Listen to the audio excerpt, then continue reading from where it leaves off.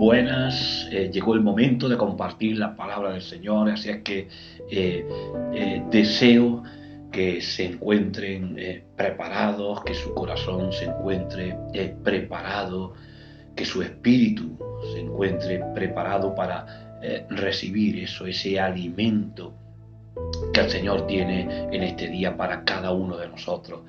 Que podamos ser bendecidos por la palabra del Señor, que nuestro corazón pueda hallar paz, restauración, sanidad a través de su santa palabra. Así que déjenme hacer una breve oración antes de comenzar y vamos a ello. Señor, en el nombre de Jesucristo, rogamos que tu palabra pueda ser ese alimento, Señor, que tanto necesitamos, Dios mío. Que tu palabra, oh mi Señor, pueda traer ese refrigerio, Señor, esa sanidad, esa restauración, Señor, a nuestros corazones que tanto anhelamos. Señor, bendícenos en este día a través de tu santa palabra. En el nombre de Jesucristo oramos. Amén. Amén. Muy bien, pues me gustaría si me pueden acompañar en el Evangelio según Marcos, y vamos a leer una de las múltiples historias que acontecieron a los discípulos en ese tiempo que transcurrieron en pos de Jesús. Se encuentra en el Evangelio según Marcos capítulo 9 y leemos desde los versículos 14 hasta el 29. Dice la palabra del Señor de esta manera: Cuando llegó a donde estaban los discípulos, vio a una gran multitud alrededor de ellos y a escribas que disputaban con ellos. Y enseguida toda la gente, viéndole, se asombró y corrieron hacia Jesús y les saludaron. Y él les preguntó: ¿qué disputáis con ellos? Y respondiendo uno de la multitud dijo: Maestro, traje a ti mi hijo, que tiene un espíritu mudo, el cual donde quiera que le toma le sacude y echa espumarajos y cruje los dientes y se va secando. Y dije a tus discípulos que lo echasen fuera, pero no pudieron. Y respondiendo Jesús les dijo: oh generación incrédula, ¿hasta cuándo he de estar con vosotros? ¿Hasta cuándo os he de soportar? Traédmelo, dijo Jesús.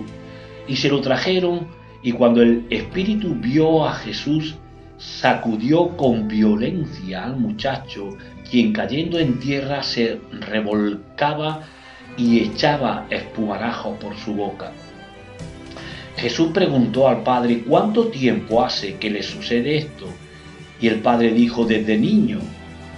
Y muchas veces le echa en el fuego y en el agua para matarle. Pero si puedes hacer algo, ten misericordia de nosotros y ayúdanos. Jesús le dijo: si puedes creer, al que cree, todo le es posible. E inmediatamente el padre del muchacho clamó y dijo: creo, pero ayuda mi incredulidad. Y cuando Jesús vio que la multitud se agolpaba, reprendió al espíritu inmundo diciéndole: espíritu mudo y sordo, yo te mando, sal de él y no entres más en él. Entonces el espíritu, clamando y sacudiéndole con violencia, salió, y él quedó como muerto, de modo que muchos decían: está muerto. Pero Jesús, tomándole de la mano, le enderezó y se levantó. Cuando él entró en casa, sus discípulos le preguntaron aparte: ¿por qué nosotros no pudimos echarle fuera? Jesús les dijo: este género con nada puede salir, sino con oración y con ayuno. Gloria a Dios. Bien, hermanos, el texto que acabamos de leer recoge a través de Marcos, recoge la historia de este tremendo acontecimiento en el que se nos informa de que los discípulos de Jesús no pudieron expulsar el demonio del cuerpo de ese muchacho que era cruelmente atormentado, echaba espumarajos por su boca, dice, era sacudido con violencia y se iba secando poco a poco, se iba consumiendo poco a poco. Es decir, Marcos está narrando cómo el poder del mal fue mayor en esta ocasión, fue mayor que la capacidad humana de los discípulos, que es cierto que aunque lo intentaron, aunque se esforzaron, pero no pudieron hacer en esta ocasión nada. Y hoy en día también nosotros como discípulos de Jesús enfrentamos muchos males que son mayores que nuestra capacidad humana de resolverlo. Les hablo de violencia, les hablo, por ejemplo, de drogas, de guerra, de enfermedad, de pobreza, de injusticia, de terrorismo, y la lista podría resultar interminable, hermanos. Muchos casos, muchos males en los que nuestra capacidad humana no puede hacer absolutamente nada. Y al igual que aquellos discípulos ante el joven endemoniado, hacemos un gran esfuerzo por nuestra parte, lo intentamos por nuestra parte, pero parece que en vez de mejorar el mundo, cada vez está peor. Así es que ante esto, ¿de qué nos sirve entonces luchar? ¿De qué nos sirve entonces pelear? ¿Qué es lo que estamos haciendo mal? Y con estas preguntas en nuestra cabeza, me gustaría meditar en el texto de hoy, unos minutos. Marcos comienza el relato en el versículo 14. Comienza el relato informándonos de que Jesús no se encontraba en esta ocasión con sus discípulos. Al menos no se encontraba con todos sus discípulos, porque si retrocediésemos en la lectura solamente unos versículos, descubriríamos que Jesús se encontraba con Pedro, con Jacobo y con Juan en el monte de la transfiguración. Y fue al descender del monte de la transfiguración, cuando Jesús se encontró con los demás discípulos disputando, dice la palabra, con los escribas. Y una gran multitud alrededor de ellos, presenciando esa disputa, esa discusión. Disputar significa eso, significa discutir sobre un asunto con vehemencia, con enfado, con ímpetu. Allí estaban los discípulos discutiendo con los escribas, o los escribas discutiendo con los discípulos. El texto no nos informa sobre el tema de la discusión, pero presumiblemente se trataba sobre su actuación fallida en ese intento de echar fuera del muchacho ese demonio que lo atormentaba, ese demonio que lo poseía. Sobre eso giraba la discusión, imaginamos. ¿Quién os llamó? Dirían, ¿quién os llamó para que hicieseis tal cosa? ¿Con qué autoridad estáis haciendo tal cosa? Dirían los escribas, por ejemplo, ¿no? Somos nosotros los escribas los que sabemos cómo hay que hacer las cosas. Somos nosotros los escribas, los encargados de realizar tales cosas. Mirad las consecuencias, no conseguisteis sino enojar mucho más al demonio, no ha funcionado. Y allá que estaban los discípulos, sí, pero Jesús nos dio potestad de hacer estas cosas a nosotros, lo hemos hecho en otras ocasiones y ha funcionado, ha resultado. Y allá estaban disputando, allá estaban discutiendo sobre la forma de cómo había de hacerse. Allá andaban discutiendo sobre el por qué, el cómo, el dónde, el cuándo. Así es que nos encontramos en la escena a un grupo de discípulos de Jesús discutiendo con un grupo de escribas. Nos encontramos a una multitud de curiosos viendo y escuchando la discusión entre los discípulos y entre los escribas.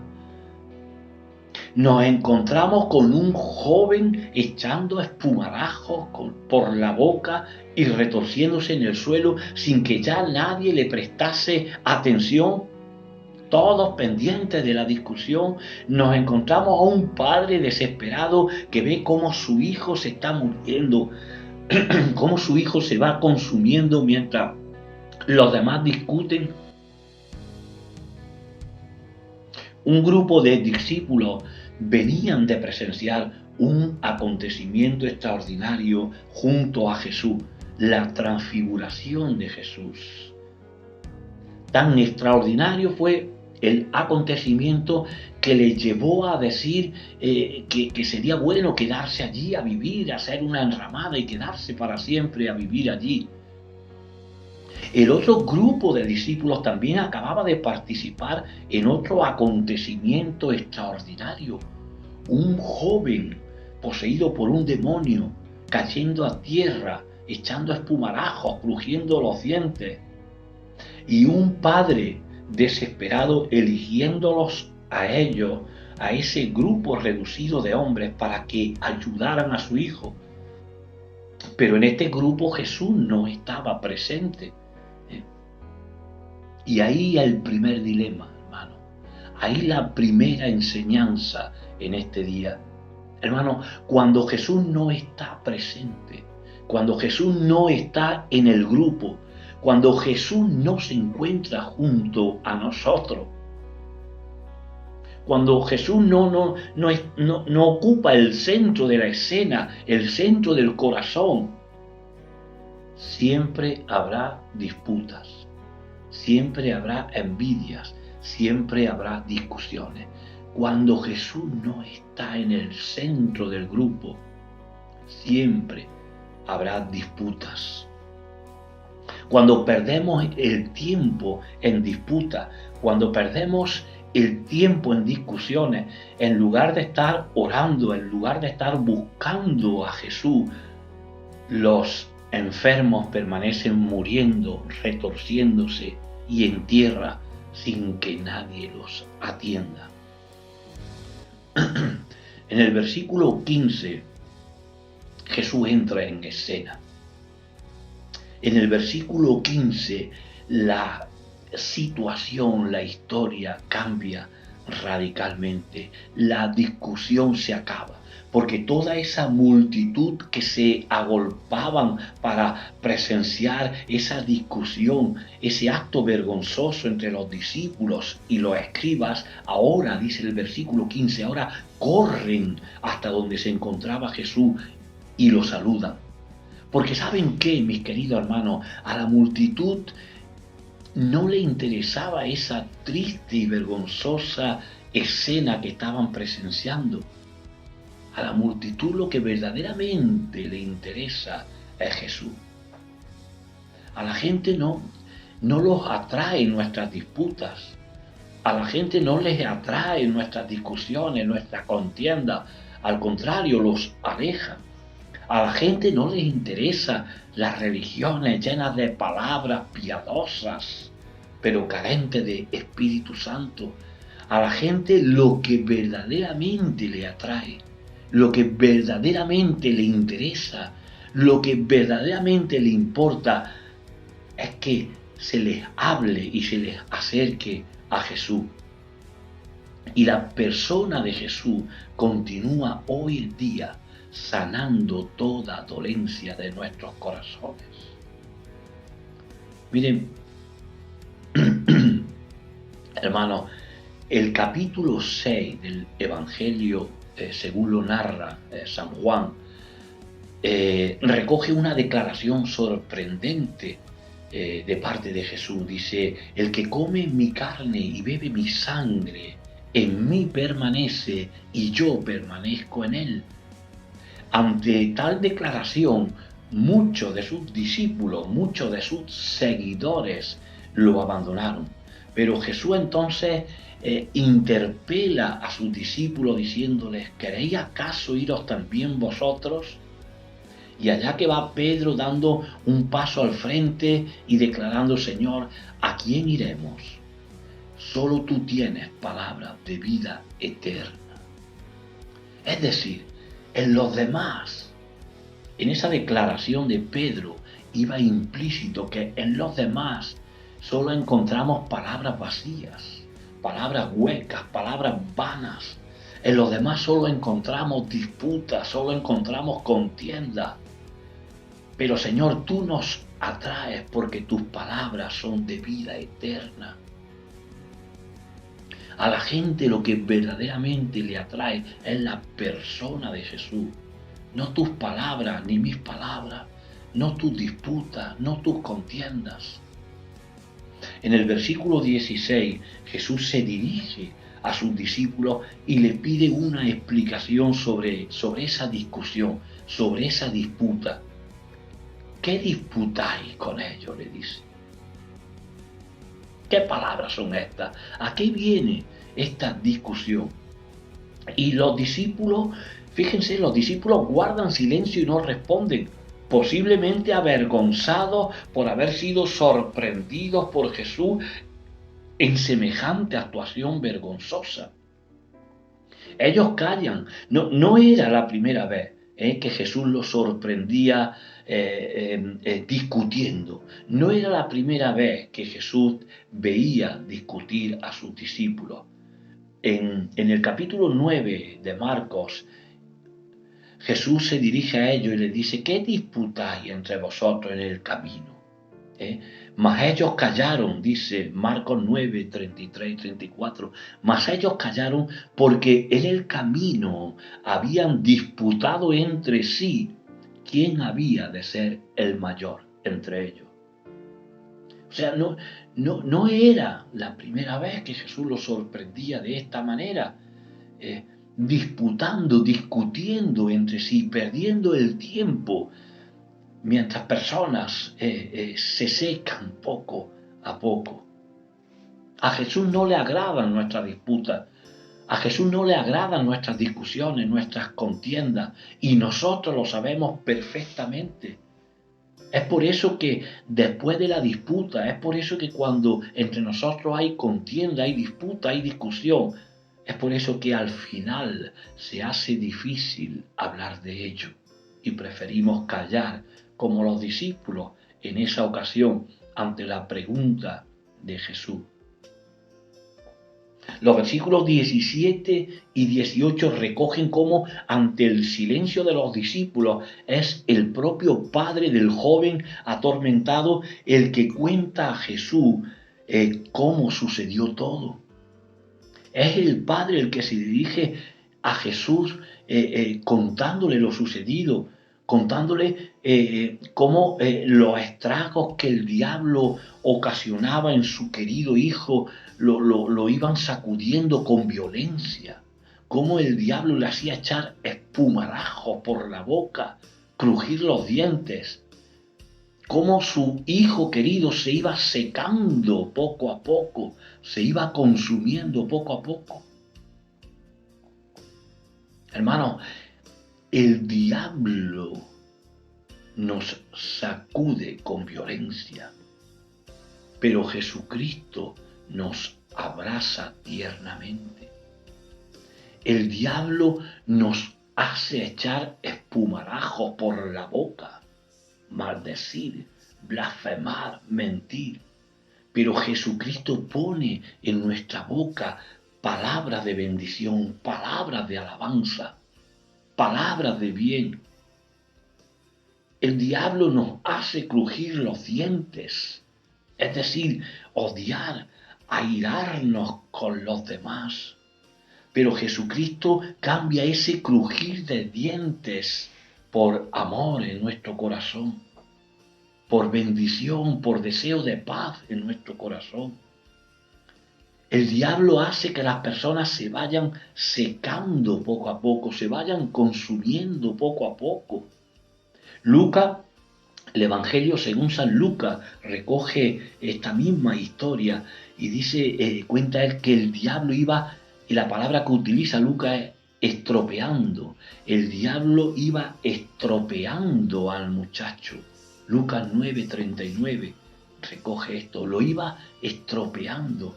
El diablo hace que te vayas secando, que te vayas estropeando, pero Jesucristo te restaura y te da nueva fuerza. Aleluya. Gloria al Salvador. Aleluya. Porque Jesucristo vino a deshacer la obra del diablo en nuestra vida. Jesucristo vino a restaurar todo aquello que el diablo había roto y deshecho en nuestra vida. La promesa de la palabra de Dios, yo restauraré lo que el pulgón se ha comido, lo que tantos años la langosta destruyó.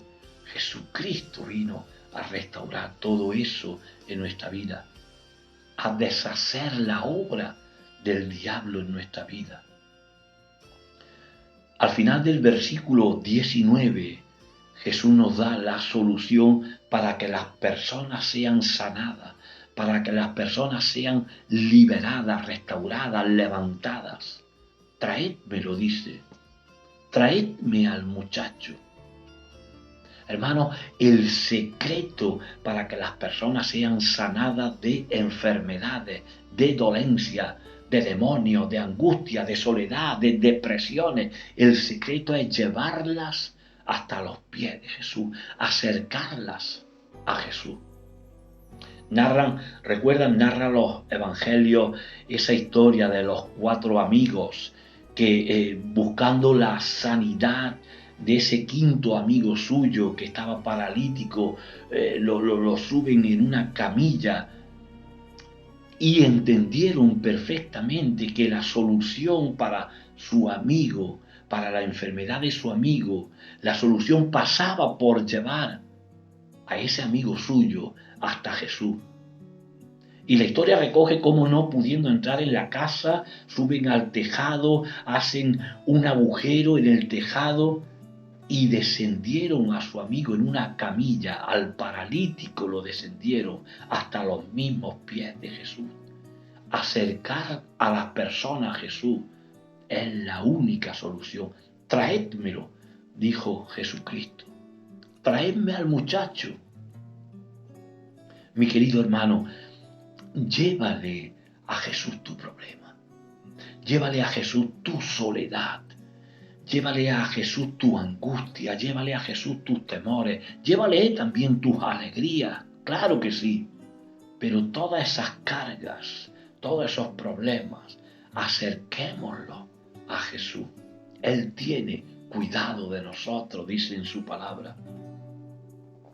En el versículo 21 de la historia que hemos leído, según la narra Marcos, Jesús se interesa por el tiempo que ese joven lleva padeciendo, por el tiempo que ese joven lleva sufriendo. ¿Cuánto tiempo, dice, hace que le sucede esto? Y el padre contesta, desde niño. Posiblemente el padre no había tenido otra ocasión para acercar a su hijo hasta Jesús. Seguramente no tuvo otra oportunidad de hacerlo.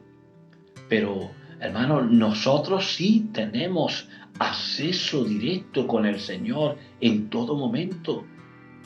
Hermano, no esperemos tanto tiempo para llevar nuestra dolencia, nuestros problemas, nuestras cargas, nuestro corazón hasta Jesús. No esperemos hasta que el problema se haga tan grande.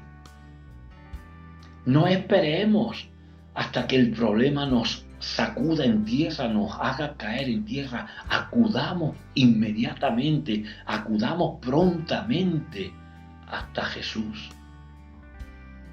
Los versículos 22 y 23 de nuestra historia en este día nos hablan de fe. El Padre le dice a Jesús, si puedes hacer algo, ayúdanos. Y Jesús le responde, si puedes creer, al que cree, todo le es posible, dice Jesús al padre del muchacho. Sin nuestra fe, ¿qué les quiero decir? Sin nuestra fe Jesús no hará ningún milagro.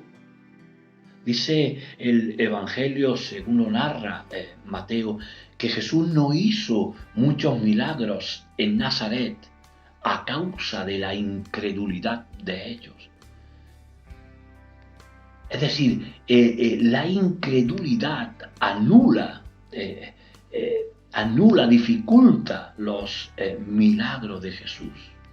Hermanos, si verdaderamente creemos que nuestro Señor Jesucristo tiene poder para hacer cualquier cosa, no debemos esperar hasta que nos sequemos, hasta que nuestro corazón esté seco y endurecido. No debemos esperar hasta que nos estropeemos, como dice Lucas, hasta que caigamos retorciéndonos en tierra, hasta que echemos espumarajos por la boca. No esperemos a que suceda eso para acercarnos a Jesús pidiéndole ayuda. Creer en Jesús implica acercarnos a Él y ponernos en sus manos, dejarnos hacer por Él. Dejar nuestra vida, dejar nuestro corazón en sus manos. Eso es creer en Jesús.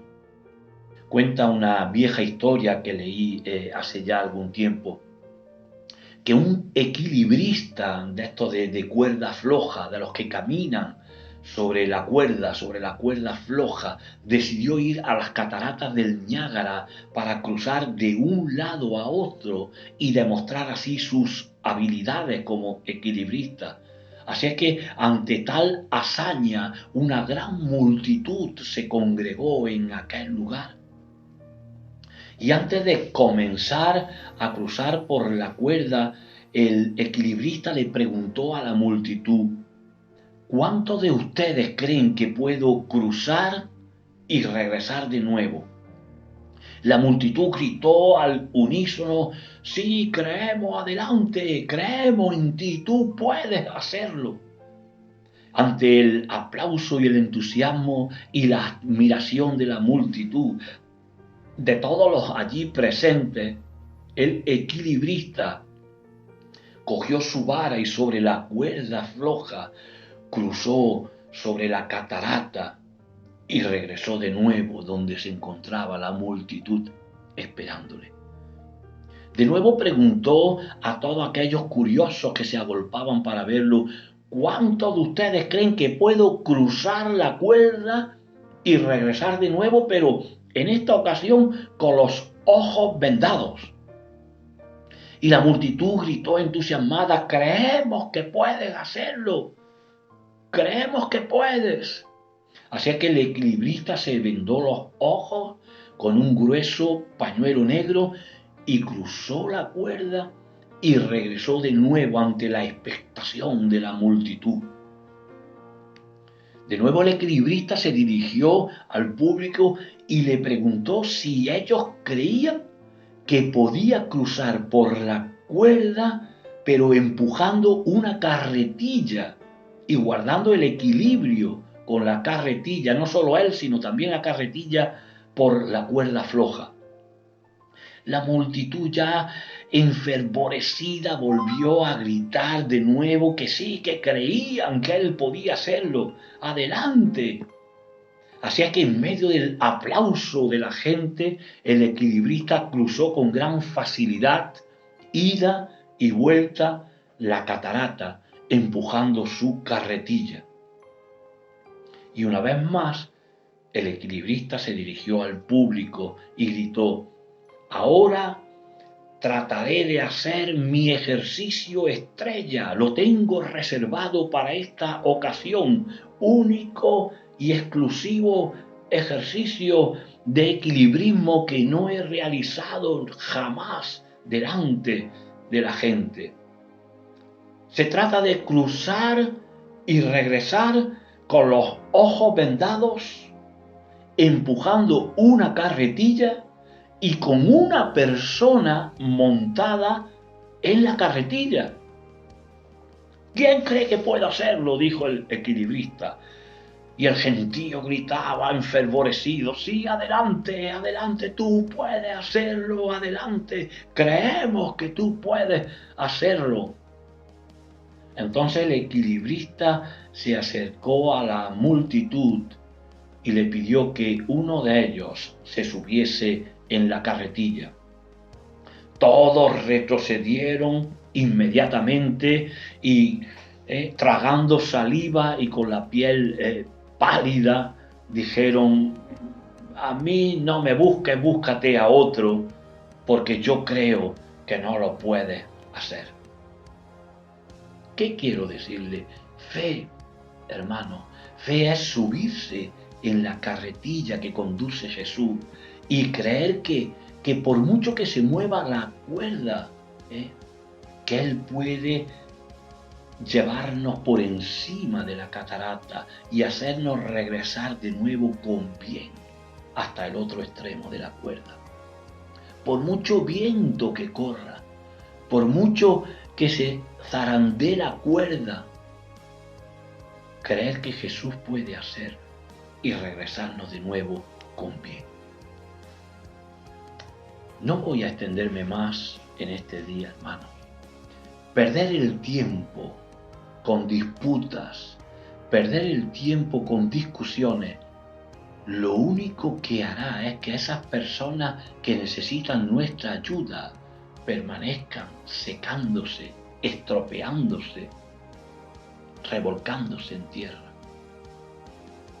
Recuerda siempre esto: la solución a los problemas de la gente y la solución a nuestros propios problemas pasa por acercarlos, llevárselos a Jesús.